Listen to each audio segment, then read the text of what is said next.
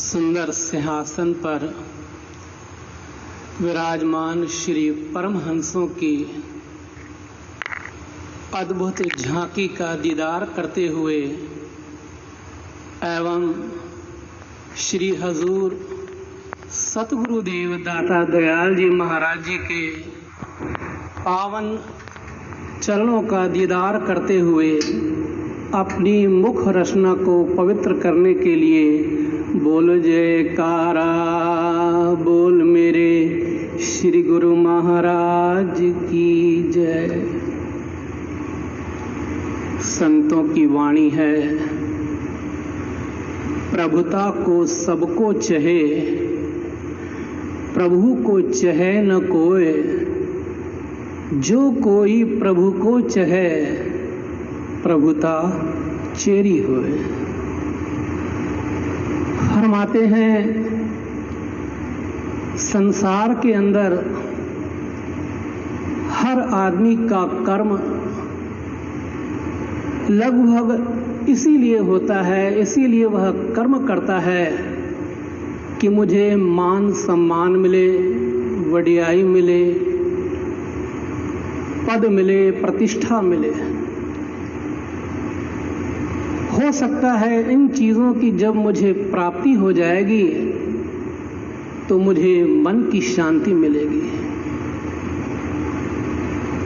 पर यह सरासर गलत है।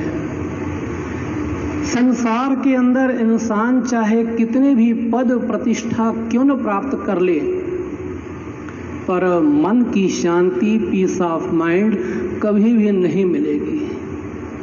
अगर मिल भी गई तो थोड़े वक्त के लिए। सच्चा सुख, सच्ची शांति तो गुरुमुखो केवल सत्पुरुषों के वचनों को जब तक हम हृदयंगम नहीं करेंगे, हृदय धारण नहीं करेंगे, उनके अनुसार अपने जीवन को चलाने की कोशिश नहीं करेंगे, तो मन की शांति गुरुमुखो कभी नहीं मिलने वाली है। पर इंसान आज क्या कर्म करता है? केवल यही कि मेरा मन खुश हो जाए। अगर मैं यह काम कर लूं, मुझे कामयाबी मिले तो मेरा मन खुश हो जाएगा। एक सकामता के विचार हैं। निष्काम भाव से अगर हम गुरुमुखों कर्म करते चलें, और वो भी वह कर्म जो एक मालिक के हुक्म के मुताबिक हो।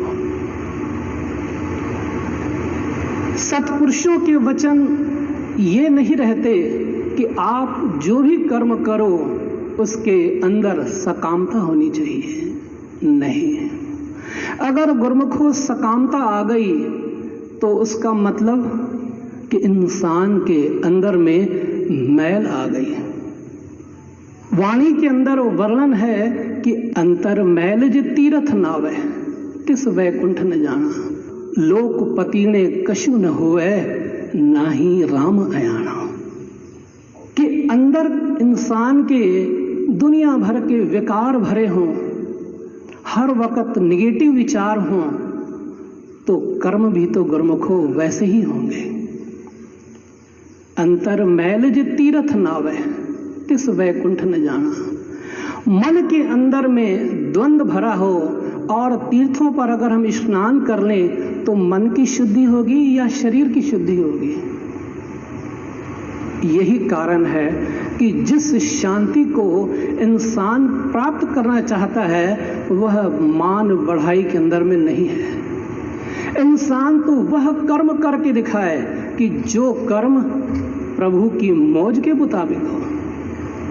हमारे दरबार के पवित्र पुस्तकों में भी एक जगह वर्णन आता है कि जिस आदमी का व्यवहार साफ है, परमार्थ भी उसी का साफ है। इससे साबित हो गया कि गुरुमुखों परमार्थ की तरफ अगर कोई ध्यान दे और उसका व्यवहार गलत हो तो वह परमार्थ नहीं कहलाएगा। परमार्थ कभी भी यह शिक्षा नहीं देता कि आप अपने व्यवहार को खराब करो। परम संत श्री कबीर साहब जी महाराज जी ने भी यही अपनी वाणी में वर्णन किया है कि 7 लाख हंसा दिया परवाना, 700 हंसा वैकुंठ पठाना। कि हमने अपने जीवन में 7 लाख लोगों को नामदान दिया, शिष्य बनाया, पर उसमें से केवल 700 लोग ही कबूल हुए, वैकुंठ में पहुंचे। मतलब कि सिर्फ 1% लोग। महापुरुषों का केवल नामदान लेने से या महापुरुषों की शरण में आने से कोई इंसान का उद्धार नहीं हो जाता।